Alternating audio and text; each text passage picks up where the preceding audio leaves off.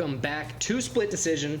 This week on episode 59, we are going to recap UFC Vegas, what was it, 96? 90-something Apex card. A good Apex card at that. Bunch of submissions. Good Apex card. Good. From there, we're going to hint at UFC Noche, UFC 306, with our top spheres draft. It's going to be a fun one.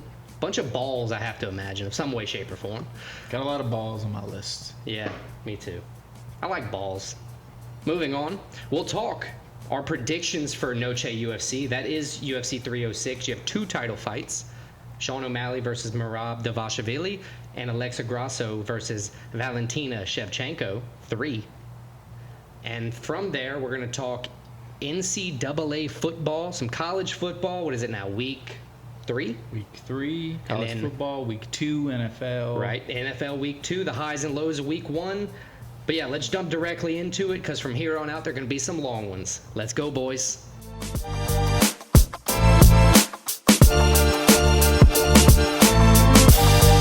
Okay, Alex, let's take a look back at UFC Vegas 97 in the Apex. Happened this weekend. As you hinted at in the intro, a lot of submissions. It's a good card. We have maybe a top performance from a new contender. Who dat? In the main event, Sean Brady. Hell yeah. But before we get to all that, before we get to a good main card, Alex, how about we do what we always do and preview the prelims? Not preview, I'm sorry. Recap the prelims. Hell yeah, let's do it. All right, so starting off, Nathan Fletcher, he opened the prelims with a second-round submission over Zigomatas Ramaska. This was an arm triangle that, he can do. This was his first UFC win, but it was his 7th sub. So submission number 1. Submission number 1. Moving from there, Andre Petroski kept the odds in his favor despite Dylan Budka missing weight by 4.5 pounds. Petroski won handily, 30-27 on all 3 judge cards. He outstruck his opponent on the ground, on the feet. It didn't matter. He handled him where he needed to. So unanimous decision there for Petroski. Very good fight for him. Another submission coming up, Jacqueline Amarim.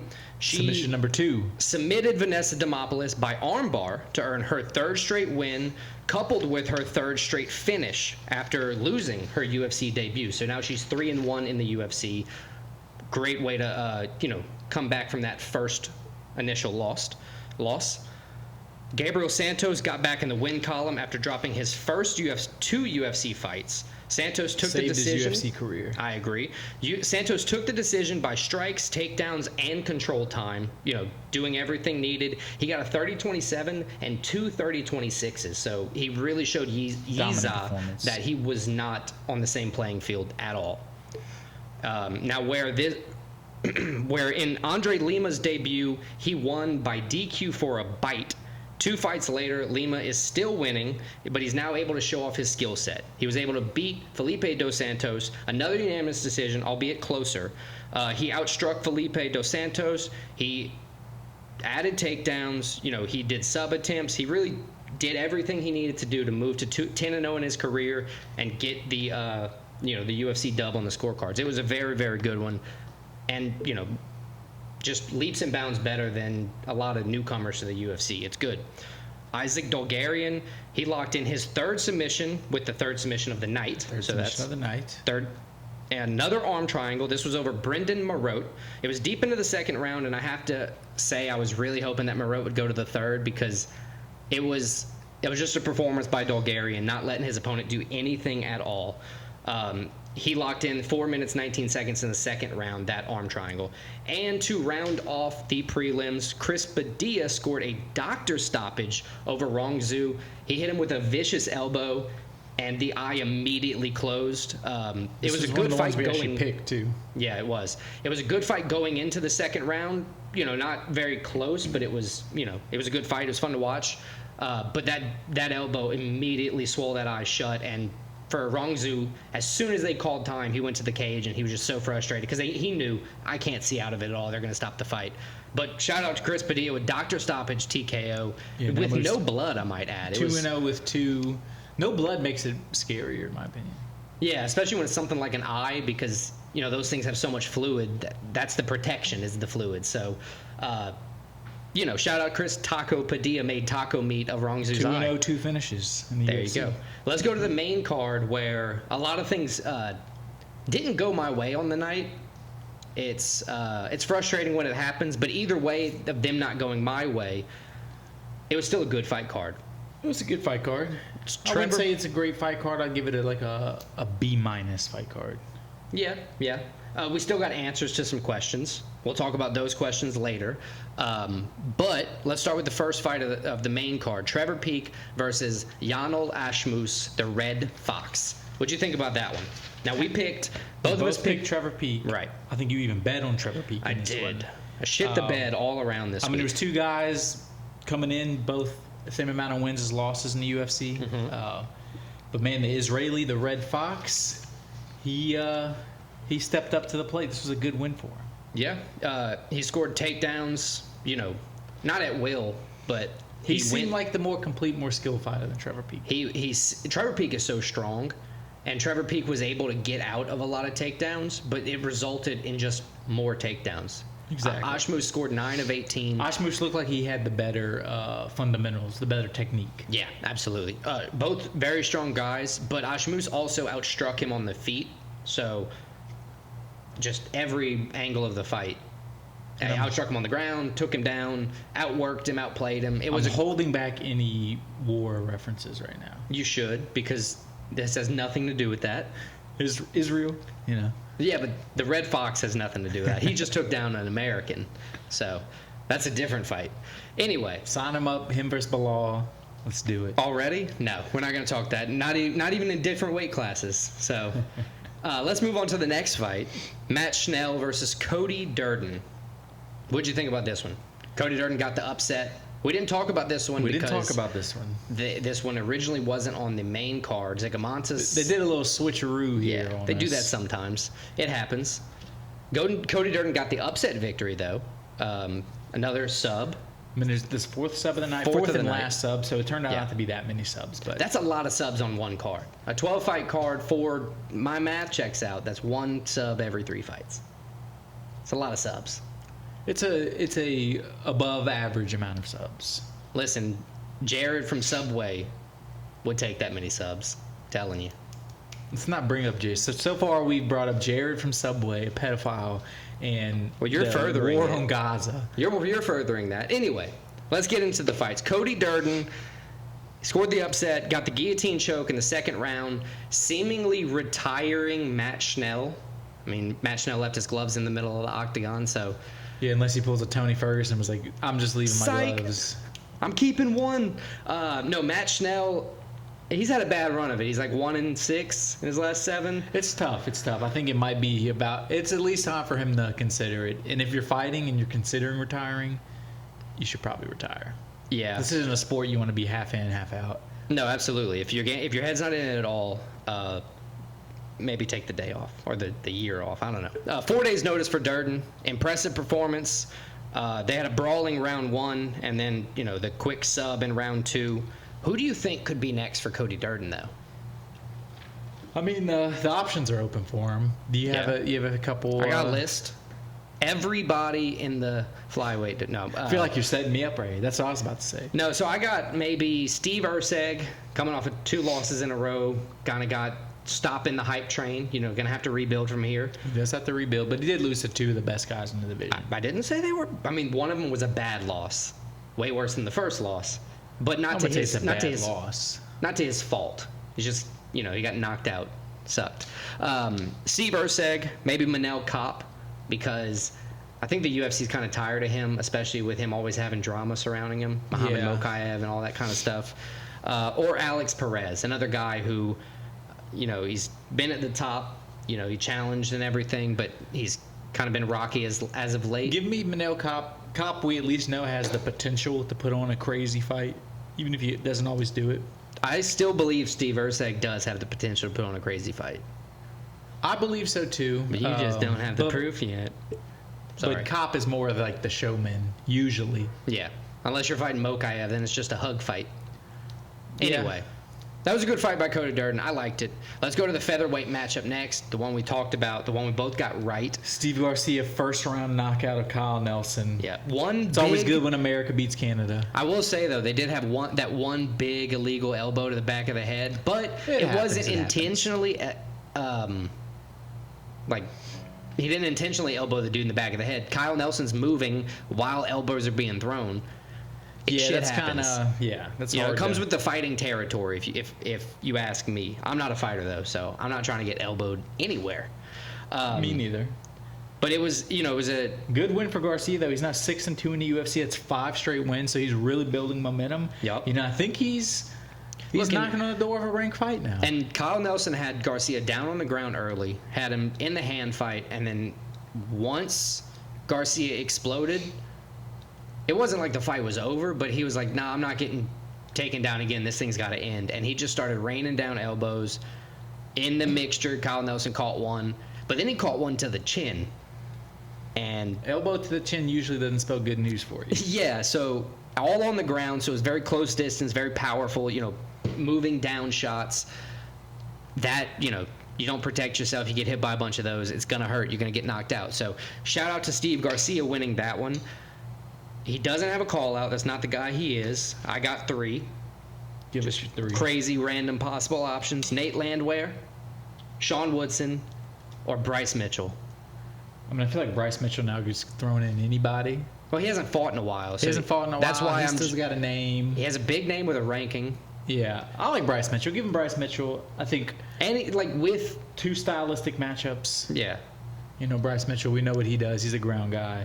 Garcia, but he's also outside of the Josh Emmett thing. And the Elite thing. Yeah, but 2 crazy powerhouses. That is true. Those are different kinds of people. You can't really give them, bad losses for taking but you get knocked out a couple times in a row that no matter who it's against, that kind of wears on you. Yeah, it would definitely hurt me. Yeah, I think Bryce Mitchell would be a good fight. It would be a test for Bryce Mitchell to come back and see what he's, is he still thinking clearly about fighting because he's talking all that flat earth shit? I don't think Bryce Mitchell's thinking clearly about anything, but that doesn't mean he can't fight well. Right. But yeah, I think that would be a good fight. I like it. Bryce Mitchell. My favorite fight of the night is Natalia Silva versus Jessica Andrade. Some Brazil action. Yeah. She got performance of the night, fight of the night, whatever you want to call it. Natalia Silva versus Andrade. It was a unanimous decision for Silva, 30-27 across all the scorecards. 6-0 now in the UFC. So she's put on an impressive fight. That's 12 total fights in a row she's won. She's right there now. Yeah. I think she's right there. And she beat a girl in Andrade who... she say what you want about her. She's been in the UFC forever. She has 17 career UFC wins. Mm-hmm. She knows how to win in this league. She's been at the top of the division before. She's probably not quite at the top yet, but anytime you beat her and you kind of dominate her, that's a good win on your resume. Yeah. Good performance from Silva. Yeah, she outstruck her. I think she did everything she needed to do right in this fight and prove... on a decision fight, she did every... She's like, at this point, there's levels, so this I'm a level above Andrade. And if you're a level above Andrade that clearly, you're probably at the top of the division somewhere. Yeah, I agree. She called out Macy Barber or the belt. Okay? I got Macy Barber on the list. Macy Barber would be a good fight for her. Above that, though, there's a pecking order for the belt. Everybody deserves it in some way, shape, or form. And there's already fights for 4 of the 5 up there. Manon Fiorot does not have a fight, and she hasn't taken a loss in a while. I think she's got 1 loss in her entire career, maybe. I think she doesn't have to take a fight, and she gets the winner of Schevchenko Grasso. Unless Grasso did mention, if I lose, I deserve a 4th fight. So we're in that thing again. Yeah. It depends on how you lose, though, I guess. Yeah. But either way, my big reach would be a title shot winner of Grasso Shevchenko. I don't think that one's going to happen because of that huge pecking order. I would pick Macy Barber right now. I think that's the safest one. That's the one where if you win that one, though, she's probably a title shot. You wait for a title shot. Yeah. No matter when they give it to you, you be ready. I agree. Yeah. Macy Barber versus Natalia Silva next up is my best bet as well. All right. Let's move on to the main event, one we both got wrong. Womp, womp, womp. Sean Brady did the Sean Brady thing against Gilbert Burns. He disabled the striking, took him down. It was a perfect game plan from Sean Brady. Yeah, but, it's aggravating. Not aggravating from like I didn't like the fight. It's aggravating for Gilbert Burns when you're just disabled. Yeah, but I mean that's part of the fight game. That is, Yeah, Gilbert Burns is a vet. He's one of the best in the division, but that's now 3 losses in a row. But all the credit to Sean Brady. Yep. I think he proved himself. He was undefeated. Had that surprising knockout loss to Bilal Muhammad a couple fights ago. He's rebounded well. He's still young. Since then, he's won what 2? This is his second fight in a row since then to win. One he beat Gaslam, one he beat Gilbert Burns. So it's 2 guys he's building his way back up. I mean Brady, he's right in the thick of things though. He's nowhere. I wouldn't say he's nowhere near a title shot. He's not at the title shot yet. But Brady, the way he's going, give him a couple more fights. Rematch versus Bilal. So I got some good ones for this. I'm not calling for the rematch for him yet. Like no, you. he's not. I'm saying a couple more fights. 7 takedowns out of 17 attempts over 2 rounds of ground control for Brady. He won this fight wholeheartedly. And Gilbert's a guy who has some sick jiu-jitsu too. You're right. His 2 call-outs, Ian Gary. I would like that fight. Or Colby Covington. I get the Colby He Covington. just straight up said Colby Covington sucks, and I would just ragdoll him. Which I agree. Everybody's I think saying Colby that Covington now. sucks. I don't think he's at this point. He probably does suck, but In this level of the UFC, top 5, top 10 of the UFC, he sucks. now he didn't Yeah. always suck. He bet some wars with Kamaru. He lost some brain cells in those fights for sure. But Sean Brady versus Ian Gary, I would love to see that fight. And then my big reach. My big reach is Leon Edwards.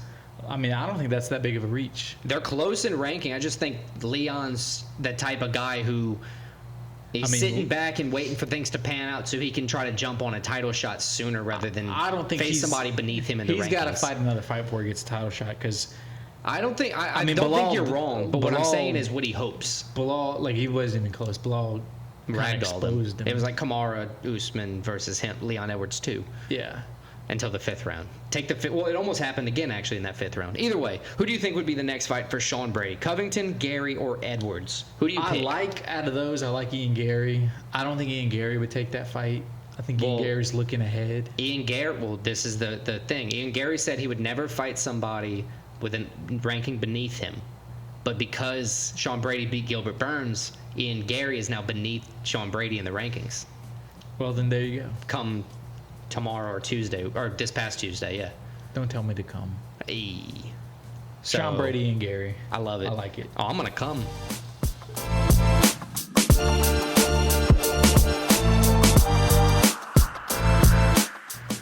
This weekend, the UFC makes their first, and Dana White says only, but I don't believe him, trip to the Sphere in Las Vegas. It's a hell of a way to sell pay-per-views, though, to say you're only going to do it once. It is a hell of a way.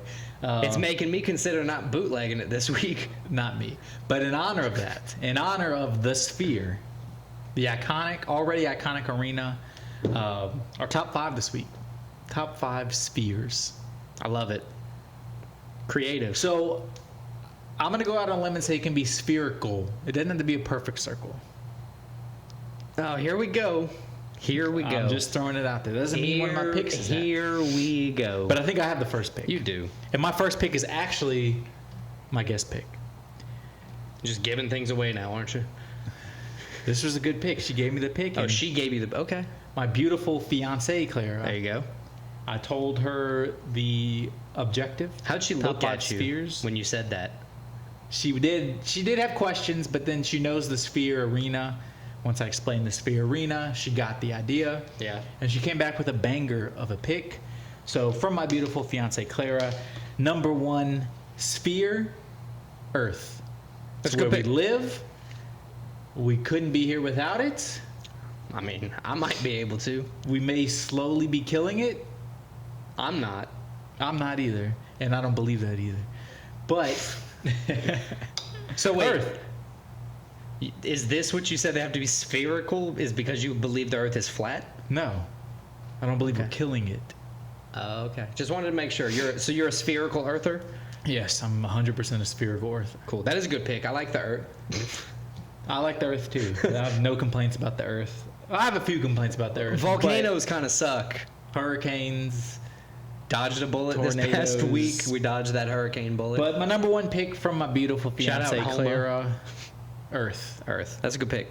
I like that. So Alex, what's your number 1 and then number 2 pick? My number 1 pick, I'm going to go with number 1 is the sun, Oh, that would have been my number 2 pick. Right. I really hope this doesn't devolve into us just naming our favorite planets. I mean, I have them on the list. Or solar system objects. But either way. But, hey, you can't have the Earth without the sun. Thank you. And 10 out of 10 would do it again if the sun was around, because I like being hot more than I like being cold. And also, like you said, can't do it without both. Makes things grow, gives you cancer. Love that. But if you wear, like, hats and, like, you know, full body coverings at all times, it doesn't give you cancer. It's like 1 billion miles away and it still gives you cancer. That's pretty badass from the sun. Maybe that's not real, though. Maybe that's just the conspiracy they want you to think, and they're giving us cancer. Maybe it's the Earth.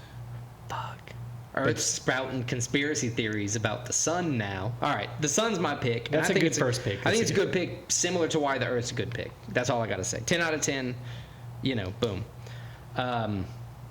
My second pick, I'm going to go with Epcot's Spaceship Earth. Epcot, like the Disney? The thing at Disney World, it's Epcot's Spaceship Earth. Yeah, I've been there. Yeah, it's a cool globe sphere in Epcot. That's a geodesic sphere in Disney World. It originally was built in like the 50s, or was designed in the 50s, whatever. But it's a kind of shout out to innovation and human design. You know, so Yeah, just build something round. build some cool shit, bro. So yeah, Epcot. It's not a bad pick. I didn't have it on my list. I wouldn't have picked it, but Fair. I can't, you know. To each his own spheres, I guess. Yeah, so my pick? Yeah, what's yours? This is what My you number need. 2 pick Not is, even a sphere. It's not No, even going to be a it's sphere. the Sphere in Las Vegas. Yeah, The arena. We don't know if it's cool yet because We do know it's cool. We've seen it, and there's proof it's cool. Duh. Everybody that's been there says it's cool. It's going to be a great event. The I mean, Sphere. it's 2024, and we have an innovative arena. I think that's hard to do. That's pretty cool. One thing there's nothing like it. So the Sphere in Las Vegas. One of the things I did. The namesake, the whole reason we had this top 5 is my pick for number 2. That's a good pick. One of the things I found out when doing the research, we built a whole lot of spheres in the like 1950s and 60s. Yeah, they just kind of got like Sphere happy. Yeah. It's like they figured out how to do it well, and they were just like, let's oh, do dude, a bunch of- everything needs a sphere now. That might leak into a couple more picks. I don't know. What's your next pick? My next pick, so this one, it's similar to Earth. It's globes. Ooh, I like that. Globes are a great pick. I mean, yes, it is a great pick, but globes are great. Globes are great picks. It Say me, the picker of the globe. Shows you the map in a more real way compared to a map that's on a flat ground. They're cool to look at. They're good decorations. They can be very nice. Some of them can be bars. You can open them and it's like alcohol bar. Yeah, that's cool. It's so cool. Yeah. So globes, my number 3 pick. I like the globes in general. That's It's solid. cool. They're cool just to look at. All right, so I'm happy you went with globe because that segues me into my favorite globe. I saw one once at a antique shop or like a museum place, but where you could buy things. It's a 1969 moon globe.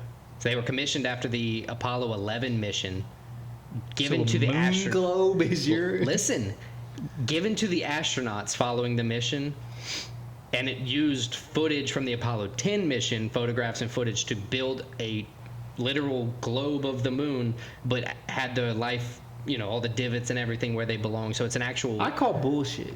Look it up. I call bullshit that they like, oh, they just put random divots on it. Whatever. So the 1969 moon globe, because there was only like 18 made, makes it cooler than just your regular general globe. No, because Earth is way better than the moon. All right.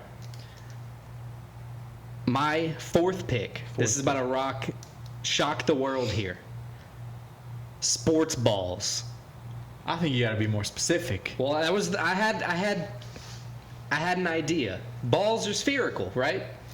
You said we could pick spherical things, so I don't think I have to be specific. If Yeah, you got to tell me which kind of ball it is. okay, which Or ball else I'm would gonna you? write down dodgeball. Which one would you like me to choose? I'm not telling you So that. they have several. I'm going to go with the most popular, a soccer ball.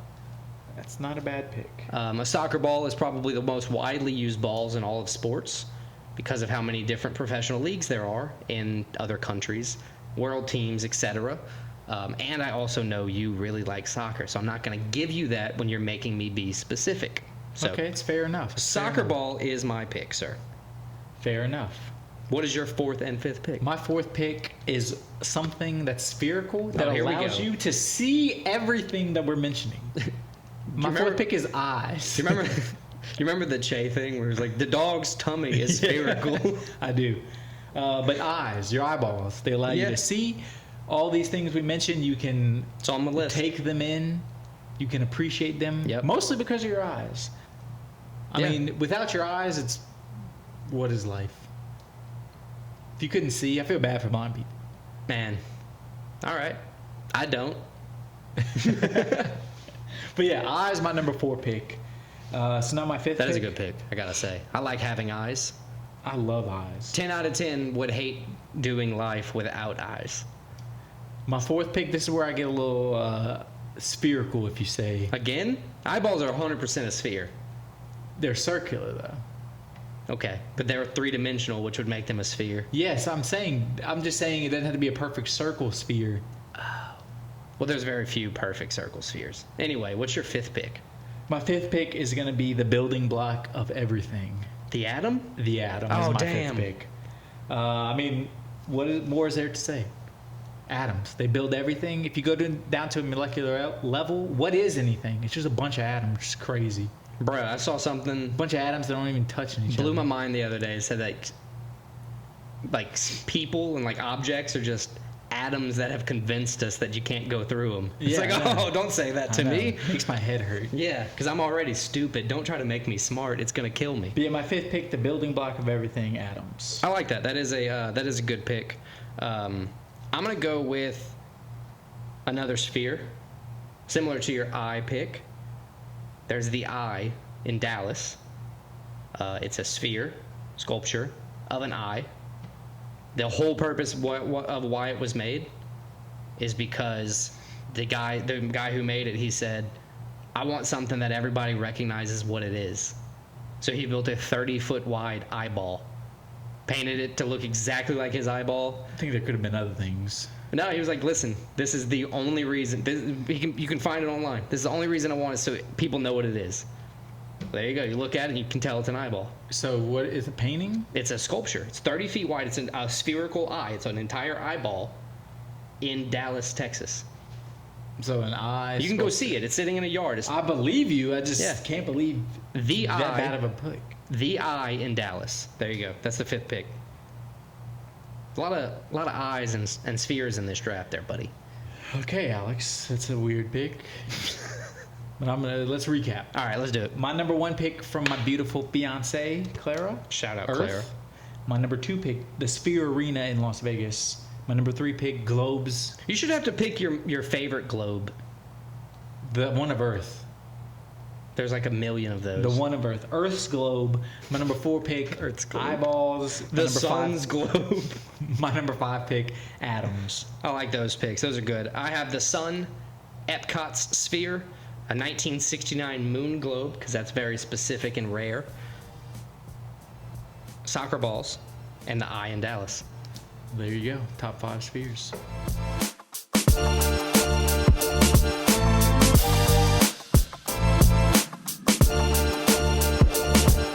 As you know by now, Yay! UFC goes to the Sphere in Las Vegas for UFC 306, UFC Noche. 5-fight main card, 2 title fights. A lot of good, a lot of exciting fights. The Mexicans always bring Yes. entertaining fights, and there's a lot of Mexicans in this card. And they also, never mind. Let me not go into that. But let's start out with the main card opener at the Sphere. Ronaldo Rodriguez taking Lazy on... boy, he called himself that, not us. Yeah, taking 'cause on he's the a fighter. the Jamaican sensation from Old America. Osborne. Rodriguez 1-0 in the UFC with a submission win, 16-2 overall. He's taking on Osborne.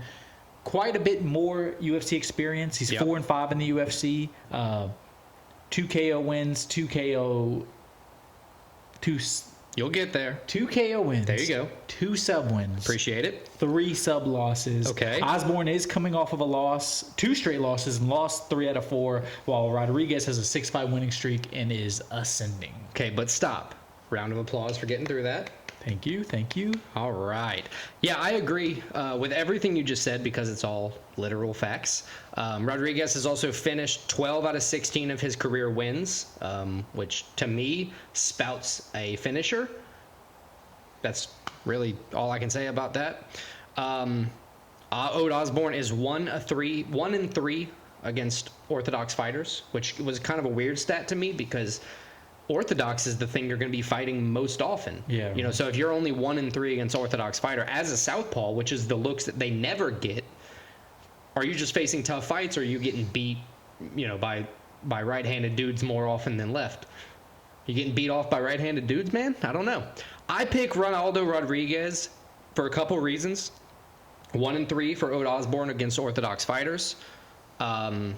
The age difference is there for Rodriguez. I know sometimes I like to talk about it, sometimes I don't. I think I'm starting to get a handle on when the age matters, though, like Gilbert mattered. I don't think this is one where age matters because 32 is not old. No, I don't think it is either. I just like mentioning it because I wanted to talk about why I talk about it so often.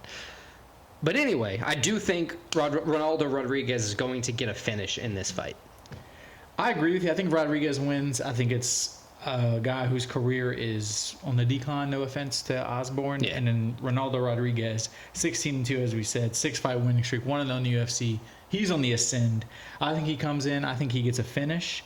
I think it could be by KO or by sub. He's multi-talented. The lazy boy's getting up. The lazy boy, and I think he puts on a show to open the main card. Yeah, I agree. I think ride the Rodriguez hype train, especially if you look at the obvious Noche UFC thing. They want the Mexico side to win, or at least, they're not trying to put shitty Mexican fighters on the card. They're trying to put the better Mexican fighters, give them a fight they can win at the very least. I agree. Let's go to the next fight. Daniel Zellhuber, the Golden Boy, from Mexico, taking on Esteban Ribovic, the Argentinian.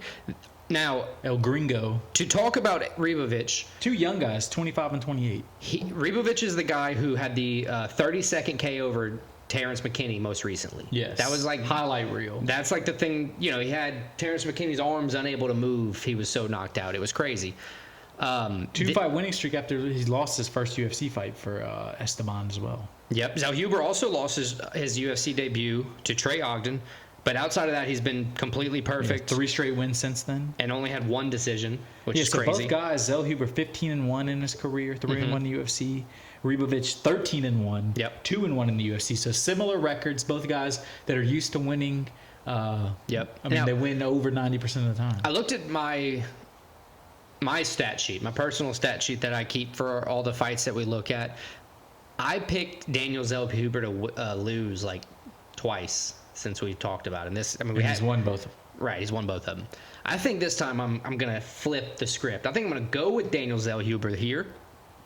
Excuse me. He's probably wishing you didn't say that. And the reason is I think Zellhuber's a better, well-rounded fighter. While the takedowns aren't going to come as frequent from Zellhuber, I think the defense is there. I think the striking is there. I think the switch stance is going to help him, and I think the 8-inch reach advantage is going to be a monstrous thing for Zellhuber. I kind of wish you didn't say that either because I'm picking Zellhuber too. I just think he's the guy with more going on. As you said, I think the reach is going to play a factor. Both young guys. But yeah, I got Zellhuber. Shit. I think the Mexican is going to start off the main card 2-0. That was my lean coming in as well. Let's go to T-City. Brian Ortega taking on An American with Mexican heritage. Diego Lopez. A Brazilian who fights out of Mexico. So who's the truer Mexican here? Brian Ortega, because of the heritage actually being Mexican? I'm not here. I'm a white guy. I'm not going to say who's more Mexican, who's more not. I'm going to be honest. I was trying to bait you, and you passed the test. Another round of applause for Brian Mr. Christian, everybody. 16-3 with 1 no contest in his career, 8 wins, 3 losses in the UFC. Lopez, surprisingly, 25-6. He's fought a lot, only 29 years old. He's 4-1 in the UFC. That's 4 straight wins, 2 after losing his opener. And 3 of those wins by finish. He's a guy that can do everything. He's exciting. Yep. While Ortega, he's a guy, he's also exciting. He doesn't get enough credit, but he's a guy, when he wins, he finishes guys. I've decided not to do my normal thing of just absolutely hating on people, because I took a more extensive look at Ortega this time, and while I'm just not a personal fan of his... If you look at his record, it's pretty good. 3 losses, okay? 3 losses Max Holloway ascent. Yeah, and then he Volk. lost to Volk when he damn near had Volk in a choke. Yeah. And then Yair where he got hurt, and then immediately fought him again and beat him. Right. So he's rectified a lot of his wrongs. You know, he proved the Yair fight was the injury, so I like that. Brian Ortega's a dog. You know, he's a dog. He's got the ability to sub you. He's got the KO ability. T-City. But one interesting thing, T-City, I mean, he's fighting a guy who's never been subbed either and has 12 submission wins. So it's 2 guys, strength versus strength. Yeah. I think that almost cancels out, and it's going to come down to who's the better boxer. So my thing here is Diego Lopez, he lost his UFC debut, right? But then he completely stomped through his next 4 opponents. One of the internet's favorite knocked out Pat fighters. Sabatini, knocked out Sodik Yusuf. He subbed Gavin Tucker, and then while it was a decision fight, he completely dominated Dan 300K Ige. That was the first time they were supposed to fight. Right. Ortega and Lopez. Ige, remember, took that fight on 4 hours' notice because Ortega something happened. He got sick or something. So I agree. I'm glad. I give hate where hate isn't due to Ortega. He is 8-3-1 in the UFC after all. Like, it's crazy. I'm glad he's saying he's coming back and doing this fight though. Yeah, a lot of times they would just let a new fight get rescheduled because to them it doesn't really matter. That to me shows he was like, okay, like I didn't just puss out. And he also thinks he can win. I agree. I mean, he has a. Listen, I'm not picking him. I'm picking Lopez, but this is almost a toss-up fight. I agree. I would not be surprised when if Ortega comes in and beats Lopez, but I think Lopez is going to win. I agree. I think Lopez is going to win. Do you think Lopez is going to win by decision, submission, KO? He's only got 3 decisions. He's only been to the scorecards 7 times in his career, and if Diego Lopez is going to the scorecards, it's a toss-up if he's going to win. I think this fight, just considering how neither one of them are going to get or have ever gotten subbed. Okay. Both guys are pretty good on the. Ortega doesn't get a lot of credit, but he's a pretty good boxer. I mean, obviously Lopez, we've seen him exciting. Right. I think Lopez wins the fight, and I think it goes to the scorecard. Let's see. Yeah, Lopez isn't shooting for. He shot for 4 takedowns in his UFC career so far. He has submissions, but he's not a big. He's a guy who's trying to entertain the crowd. Yeah. And he's also super humble. That's very likable if you're not a complete asshole. And he has the best/worst haircut and tattoos. I hated that when I first saw him, and then he quickly won me over. It's like, oh, I love this dude. Yeah, this is the best. Do whatever you want, homie. Yeah, so we both picked Diego Lopez. I think he's going to get the finish. I think he's going to knock Ortega out. All right, let's go co-main event. It's a trilogy fight. Yep. 3rd time in a row these 2 ladies are fighting. We got Alexa Grasso, the champ, taking on Valentina Schevchenko. The last time they fought was in September of 23, so exactly a year ago. Mm-hmm. And it was a draw, a very close draw. I think it was at UFC, the last UFC Noche. It was Noche UFC last year, yeah. So they had the rematch. Before that, they fought. Grasso had the surprising submission win over Shevchenko. Yeah. Grasso 16-3-1 in the overall, 8-3-1 in the UFC. Again, she's the champ right now. She's won 5 out of her last 6. The only one was the draw that she didn't win. And Shevchenko 23-4 overall, 1 draw, 12 wins, 3 losses, 1 draw in the UFC. She was on a historic run before she ran into Alexa Grasso. Yeah, she was. Grasso, funny enough, she's 1-1-1 against southpaws, which means she's 1-0-1 against. Yeah, I mean she's 1-0. She's not fighting Shevchenko. Right, exactly. So that's kind of cool. Or 0-1 if she's not fighting Shevchenko. Yes, 0-1. But she is 7-0 as the favorite, which she currently is teetering on the favorite side at -140. This is another one where I think anything can happen, and it's a toss-up. Yeah, absolutely. If Shevchenko comes out and fights like their last fight, she needs to make small adjustments to be able to win. But the same is to say for Grasso, because the fight was so close. If one person makes an adjustment to the better, that's what tilted it. That's what would tilt it into their favor. One interesting thing about Shevchenko, her last win was now June of 2022, and it was a controversial split decision win. Mm-hmm. She's 36 years old. She's fighting the younger fighter in Grasso, who's 31. That's not. I mean, when does age come into a factor? They say like 7+. Yeah, but at least the stat. 35+ is when you're supposed to be over the hill. Right. When you see a sudden drop off. Now that the only thing I put weight on with that is I take it off of what the little ticker at the bottom of the thing says. That's where I picked it up so many times, is because they say it They do all say the it a damn lot. time. I'm just saying Shevchenko has not been in the win column for a while. She hasn't been the boogie woman that she once was. Her last 3 fights have not been her. Has the bullet been shooting blanks? The bullet, I wouldn't even go that far. I'd say the bullet's just not been quite as accurate. Okay, that's fair. I think the intimidation factor is no longer there for her. I'm not saying she can't win. And they're damn near the same size. I'm not saying she can't win, but I think Grasso has the confidence in this fight. I think Grasso comes in. I think she's a little more humble than Shevchenko, I would say. So I think she probably fixed some things in her game more. So that's why I'm leaning more towards Grasso. I think Grasso gets a decision win in this fight. Cool. I lean Shevchenko. I'm going to pick Shevchenko. I don't know how it's going to end, but I think This fight is anything can happen in this fight. yeah, I don't know there's a bad pick to make, but there's a wrong pick, and we're only going to find out. Well, there may not be a wrong pick if there's another draw, but I'm not seeing that happen. I think Shevchenko is going to win, but it's going to be an interesting fight regardless. The main event, though, is Sean O'Malley defending his belt for the second time, Sugar Sean O'Malley. taking on the challenger Merab Dvalishvlili. I'm getting so damn good at saying that. Merab probably maybe the most deserving title shot of all time. Yeah, absolutely. 10 straight wins where he's demolished everybody in his path. He's 10-2 in the UFC, which is crazy. So he lost his first 2 UFC fights and has won 10 in a row. The crazy thing for me is that he has 13 decision victories. He doesn't finish hardly anybody. He only has one. He's got 4 total finishes in his career. One in the UFC. Yeah. And it was a KO. Right. He's been finished And once. it was in a the UFC. surprise KO. And he's taking on Sean O'Malley, who He's we like, all oh, I know. knocked that dude out? What the hell? O'Malley has the power. He's 10 wins, 1 loss, 1 no contest in the UFC. He avenged his only loss with his last fight when he just totally outclassed. He my righted boy the Cheeto. only wrong of his career, proved that, kind of like T-City, the ankle injury for O'Malley was the thing that ended the fight. 6 it didn't have anything to do with the fight. knockouts. I mean, this guy has power. This is going to be one where it is stylistically opposing matchups. Right. Merab, he's known as he just wears you down. Yeah, but we've seen... Can Merab be... If he just rushes in, we saw what happens if you rush in, even if you're better on the... I mean, we saw what happened to his boy, Aljo. Yeah, you can't just rush in on Sean O'Malley. He got counter left hooked or counter left straight, whatever it was, and just Downsville. And we saw even Cejudo was able to... Although Merab ended up dominating the fight in the first round, Cejudo dropped Merab. Right.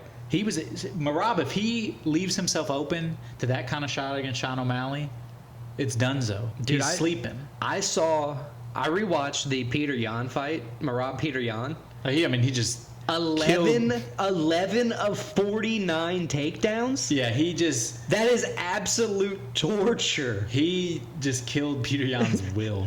Dude, I felt bad for Peter Yan. Yeah, like I rewatched it. I was like, oh, I already know how it's gonna fight, and I don't want to keep watching this. Yeah, because I knew the stats and everything. I was like, oh, this is just gonna keep piling and piling and piling up. The fact that you go for 49 takedowns in a fight is ridiculous to me. But let's look at the stats real quick of O'Malley. Against anybody, he's throwing whatever he has to throw. He's taking consistent shots. He's landing 50-60+% of his striking, and they're hard strikes. He's got takedown defense. He's got the range. He's tall. He's lanky. He's got a 4-inch reach advantage over Merab. And there's been a few fights where we've seen Merab get not knocked out, but rocked. Definitely rocked by Henry Cejudo. We've seen him get rocked. Old Henry Cejudo. And if somebody like O'Malley, who he's not a headhunter, but he's a precision striker who will take you out. I mean, we looked at the green-haired zombie. Who was that? Moutinho. Yeah, Chris Moutinho. We looked at that guy, and the dude just wouldn't go down, but the entire fight was just boom, accurate. Took years off of his boom, life. accurate. Yeah, and just dominated the fight. 318 strikes is what he attempted. 220 landed. It's crazy. Insane.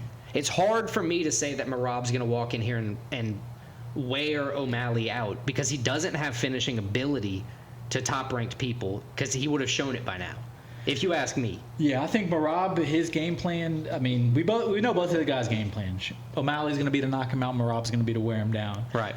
I'm banking on Sean O'Malley to catch Merab, as we've seen this happen before. I would love it, too. I got Sean O'Malley. I think he gets a knockout. And I think the best case scenario for Sean O'Malley, he knocks him out in the first or second round. So I think it's going to be first or second Do you think round. Merab's more or less durable than Cheeto? That's tough. It's so Because Cardi. Cheetos took heavy shots in the last fight. Cheeto's never been finished. Merab's been finished before once. Cheetos only been like knocked down once. Yeah, and it was against. It was that fight. Yeah, that's a tough one. Because Cheeto, I think Merab is more susceptible to getting knocked out, even though it's never happened. And I think that happens. Nice. I like it. I also picked Sean O'Malley. I don't know how it's going to finish. Probably, I would say knockout as well, just because I like the power of O'Malley. I've seen, like we said, Cejudo rocked him, so who knows?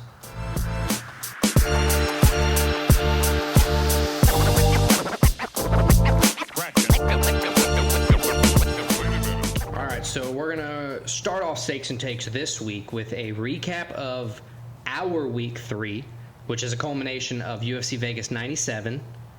It's a culmination of what was NFL Week 1 and Week 1, college football Week 2. Correct. All right, so last week's MMA, UFC Vegas, I went 2-3.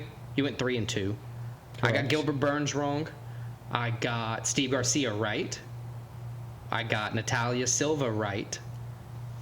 And then Trevor Peek wrong and Rongzhu wrong in the opener. Yeah, I got Burns and Peak wrong. There you go. The rest right. Easy enough.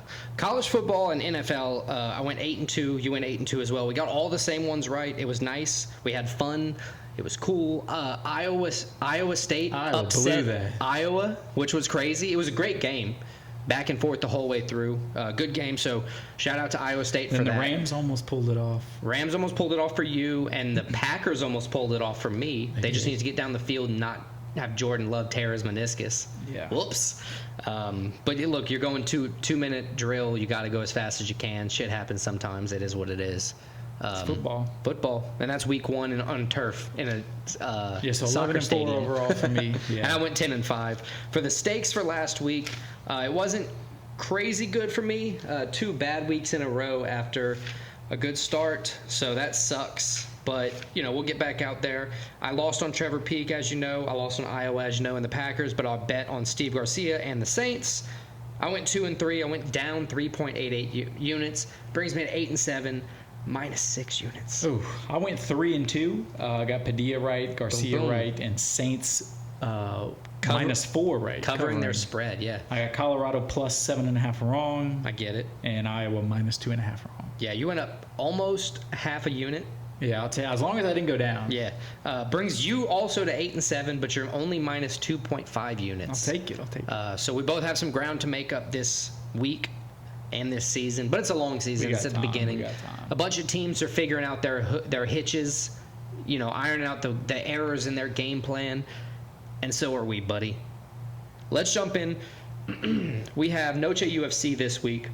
We have NFL Week 2 this week.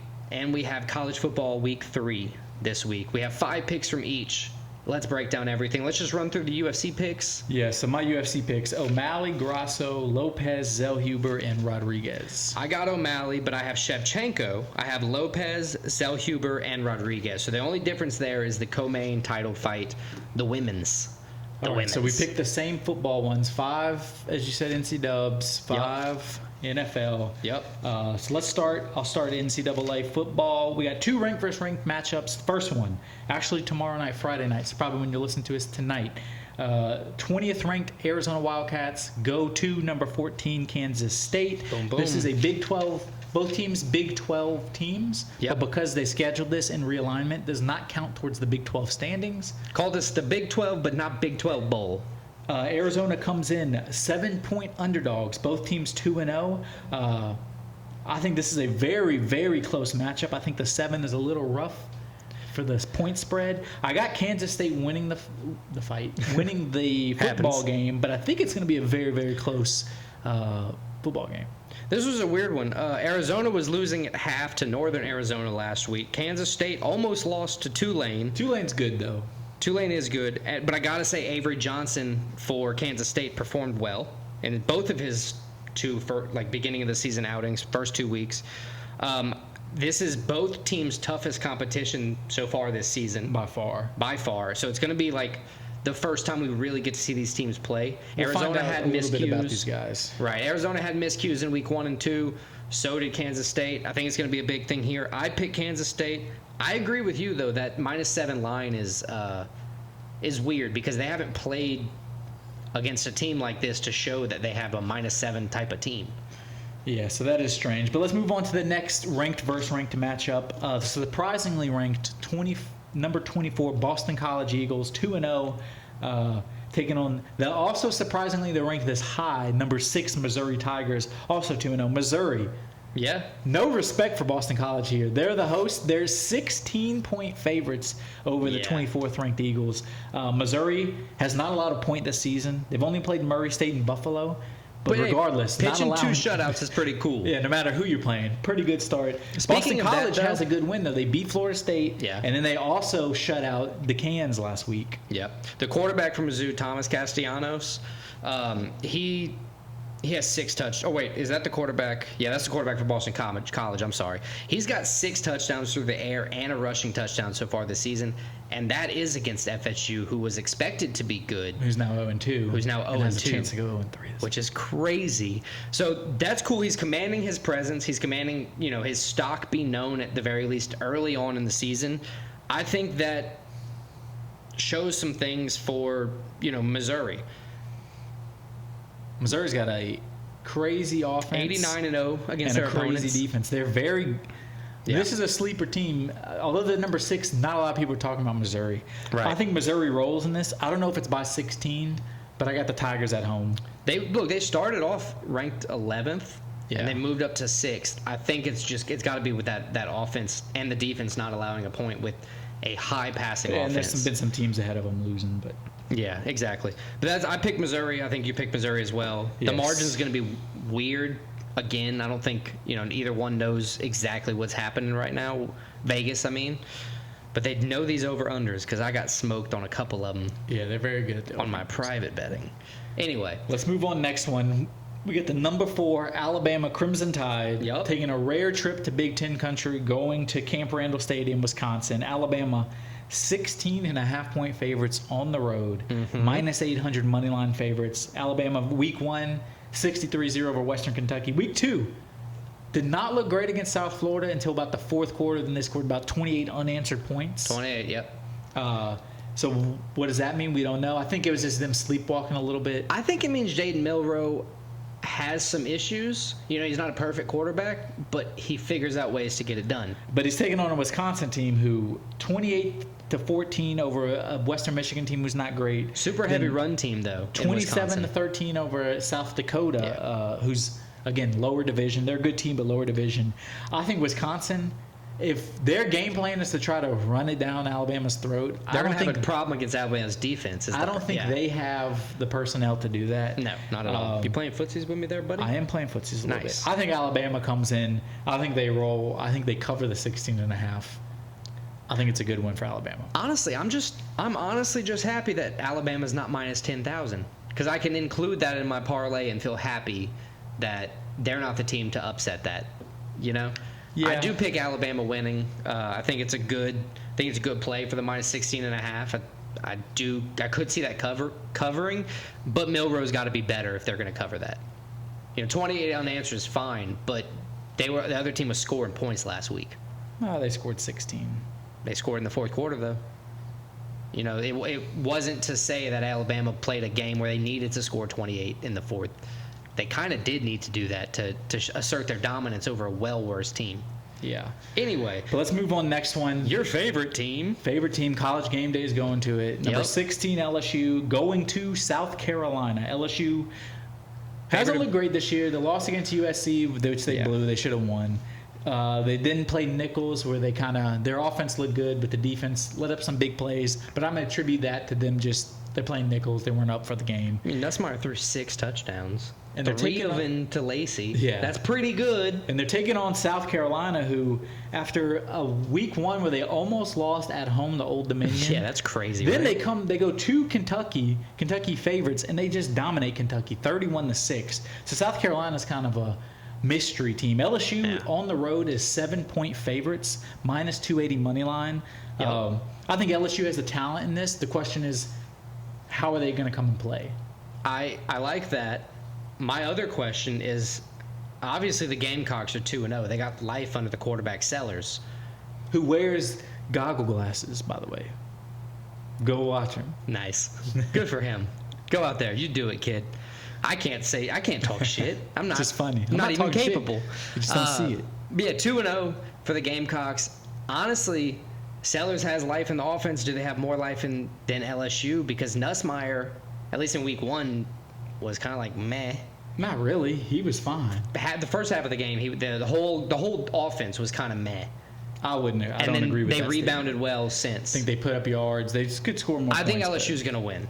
I think LSU does too. I think they covered too. Let's not argue over an agreement. So we got the Tigers. And the last one, we have a former Pac-12 matchup. Then Oregon left their state rivals in the dust. The Civil War, number 9 Oregon, goes to Oregon State. No respect for Oregon State at home, 16-point underdogs, even though they're 2-0. These games are usually close to between these two teams. Oregon, number 9, as we said. Oregon has been pretty lackluster. They came in as a team many people thought was national title contenders. Lackluster performance week 1 against Idaho, 24-14. Then had to have a last-second field goal in a back-and-forth game against Boise State at home, 37-34. How are you gonna beat Boise State 37-34? Barely. Boise State's good, though. I'll give them that. Nah, Oregon they shouldn't State, be as good as the number 9 Oregon Ducks. well, they were like number 4, but Oregon State 2-0. Jesus. 38-15 over Idaho State. Then they beat San Diego State last week, 21-0, future conference mate for them. I think this is going to be a close game. I think Oregon's going to get the win, but I don't know if it's but 16 points. Something in me thinks it's going to be close, but I can also see Oregon flipping the switch and playing like the team everybody thought they were and just coming in and dominating. But regardless, I'm picking Oregon to win. Yeah, I think Oregon's going to win, but the Beavers have been doing great on the ground. They've got 6 rushing team. touchdowns. They've got over 500 yards on the ground. And if you look at what Boise State did, who was the first team Oregon played this year? Whoever they were. Idaho. They both ran effectively against Oregon. So I think a run-heavy team that's better than the 2 that Oregon previously faced. And the Beavers, I think they're going to be able to cover that spread at minus 16.5. I think the Oregon Ducks will win, but look out for the Beavers on that huge spread. All right, so that covers NCAA football. Alex, let's move on to the 5 NFL games we're covering. And we're going to start with my favorite team versus your favorite team. The New Orleans Saints go to Dallas to take on the Dallas Cowboys. Both teams, probably the 2 most complete, impressive performances in week 1. Saints with the 47-10 win over Carolina. Cowboys went to Cleveland and beat the shit out of the Browns. They did. Carr opened up good. If I'm picking Carr, it was one of his better performances as a Saint. If I'm picking with just my head, I would probably pick the Cowboys to win this game. But I have my heart in this. I think the Saints come in. I think they figure out a way to get a win in Dallas. I think the Cowboys are going to cowboy. It's too early in the season for the Cowboys to cowboy, in my opinion. But I think they need the cowboy a little bit just because everybody's like, Dak got the contract. Look how good they look. They're gonna. Zeke's back. Yeah. Old man Zeke Withers. No, I think the Cowboys opened up good, but Brandon Aubrey shined greater for that team than anybody else. He kicked like 6 field goals, or 4 field goals, 3 extra points. Perfect on the day, 15 total points. The Browns only put up 17, so they didn't need much from Dak to win the game. So Dak didn't really have to do much to look good. Derek Carr and the Saints shined out, but against possibly the worst team in NFL history, in my opinion. Not the NFL history, but probably I'm the worst making a team joke of it, but they are in the NFL. absolute trash. The Panthers don't waste your money on a Super Bowl future in anytime soon. Bookmark this, going out on a limb. Bryce Young's a bust. Yeah, I agree. The defense from the Cowboys is probably going to be solid as always, which I think will cause some issues for the Saints throughout the game. So I pick the Cowboys to win. That's what I say. All right, next one. The NFC South, another NFC South team. The 1-0 Tampa Bay Buccaneers go to Detroit to take on the Lions. Buccaneers, oh yeah, 37-20 winners over the Commanders last week. Lions, overtime victory over the Rams last week. Lions, surprisingly 7.5-point favorites. I know they're at home, but the NFL 7.5 points is crazy. Yeah, that is crazy. I think it's going to be a close game. Going back to the Lions and Rams, so I think it's kind of obvious now that the Lions won the long-term trade deal the Rams cashed out on the current Super Bowl. Rams got the Super Bowl, so they always have the win. Right. Until the Lions get a Super Bowl, the Rams won that trade. But Maybe. I understand what you're saying. Yeah, like the more productive team consistently since that trade is going to be the Lions. But the Rams sold their soul for a Super Bowl, and they got it. So props to them. Yeah, I mean, The Lions wish they could do that. right at this point, we're like, what do y'all need for a Super Bowl? Whoever's writing the script out there, because we'll pay. We don't care. Jamar Gibbs, you can have him. I don't care. Yeah, I think the Lions here, I think they're going to win. But Baker did look solid. He threw 4 touchdowns, 2 to Mike Evans. But Baker does that too, where he looks like. But that's why Baker's in the league, and people like all the other people he's replaced aren't. Oh yeah, because Baker has it in him. Right.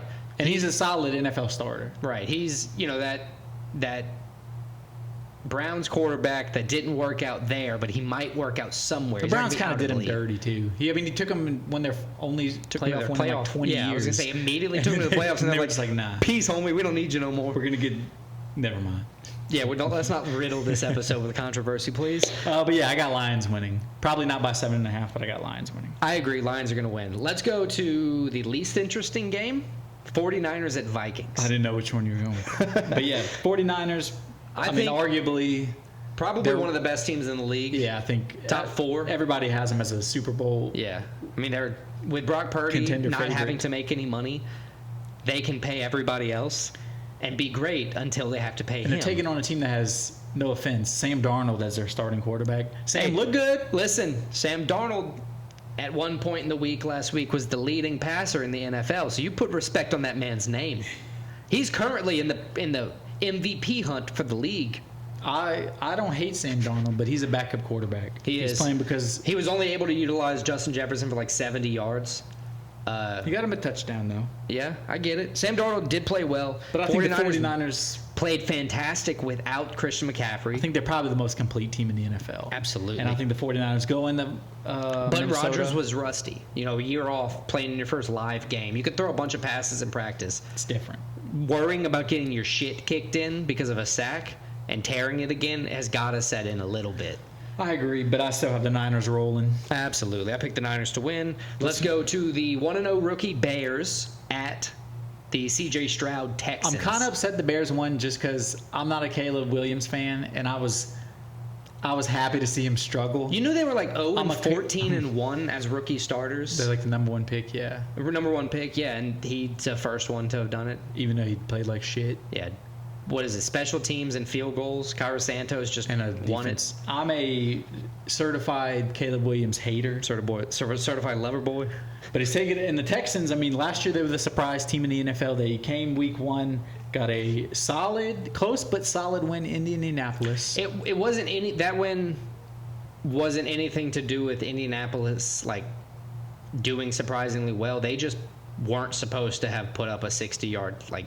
Yeah, they're good, but they're not on. I mean, that's Texans the margins level. in the NFL. If you get one big play out of the ordinary, That's what happened, and it it became close the whole game because they got that momentum. I think the Texans are still the same good team, and my favorite team is the Colts. And I picked against them last week. It's hard for the Bears to have to rely on special teams touchdowns and the defense to score. I don't foresee a magically college Caleb Williams coming out and play this week. I think it's going to take time. I'm a hater, but it's going to take time for him to get where he needs to be. I got the Texans winning. I think C.J. Stroud is low-key one of the top MVP 5 candidate. quarterbacks in the league. Maybe not top 5. He might be an MVP candidate. He's a chance to be an MVP candidate this year. Depends on how. I have a chance to be MVP as long as I perform well. Never mind. He has the capability to perform well. There you go. Sam Darnold does not. I also picked the Texans. Have we picked anything different so far this week? Cowboys and Saints. Cowboys. There you go. You're picking dumb. All right, let's go to the Dirty Birds versus the Ugly Birds. The Falcons at the Eagles. My least favorite team, the Falcons. Eagles are going to fly, though. I think so, too. Falcons 0-1. Falcons Cousins did not look that good in this first game. Pittsburgh's good, I think. I was going to say Falcons lost to a better Pittsburgh team than they were. With a solid defense. Yeah. And Russ didn't even play. I know. So, well, they're saying Fields might steal the job from him. For 4 weeks until he has it's not like until Russ, he implodes. It's not like Russ has been he's been to the Super Bowl. Yeah, like 10 years ago. Yeah, it's true. Literally. Eagles won and then killed Jordan Love with 5 seconds left in the game. So props to them. In Brazil. They did what the Sao Paulo gangs could not do. Hell yeah. I had to go to the stadium in armored trucks or some bullshit. That was so funny. But yeah, I think the Falcons, I think they fought 0-2. I think the Eagles, Yeah. I think I said it last week, they ended last season poorly on like a bad run. And the tush push is back. They ended last season on a bad run. I think they had an off season of hearing about all that. I think they're more motivated. I think the Eagles are semi-back. I think they roll against the Falcons. Fly, Eagles, fly. All right, Alex, let's give us our bets this week and let's get out of here. Wow. Okay. I got 5 bets, 3 MMA bets, 2 football bets. I have 2 units on everything. Okay. I have 2 UFC bets, 1 college football, and 2 NFL. So who do you want to go first? I'll do my 3 MMA bets. Let's do that. I got Sean O'Malley, minus 135 money line. Wow. I got Alexa Grasso, minus 130 money line. And then I have Diego Lopez, minus 180 money line. Nice. I took Ronaldo Rodriguez money line minus 148 and Daniel Zellhuber money line minus 230. So between the 2 of us, we picked all 5 UFC fights. That's nice. Nice. And then I have 1 NCAA, 1 NFL. My NCAA, I'm going against my pick because I think they cover. I got Arizona plus 7. I think they lose the game, but at Kansas State, it's going to be a close game. Arizona plus 7 at minus 110 odds. That's fair. Okay. And what's your football? The last football. My NFL bet is going to be the Saints again. Saints plus 6 at minus 105 odds. I like that. I'm going to take Oregon State covering 16.5 at minus 108. 2 units on everything. I like that one too. I think the run defense from Oregon had some holes that Oregon State's going to be able to exploit. And then the Texans money line. I think they're going to be able to beat the Bears. And 49ers over the Vikings money line minus 218 on that one. Those are my 5, 10 total units. Let's get ready to rock. There you go. That wraps up episode 59. Check us out next week. We got some fighting. We got some football. We got some top 5s. And we got some bets. That's 5 things. It's 5 things. Let's roll. Thank you guys. Appreciate it.